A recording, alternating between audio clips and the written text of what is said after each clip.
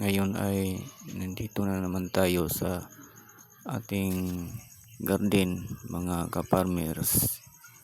Yun ang tanim natin, yung dating tinanim natin na kamote, yung sweet potatoes. Tiningnan natin yung puno kung mayroon na bang laman sa kanyang mga ugat. Tininisan yung mga damo sa kanyang puno sa paligid. At yan, at isa-isa nating tinignan yung bawat puno ng ating tanim na kamote. Sweet potatoes, ito ay matamis na uri ng kamote.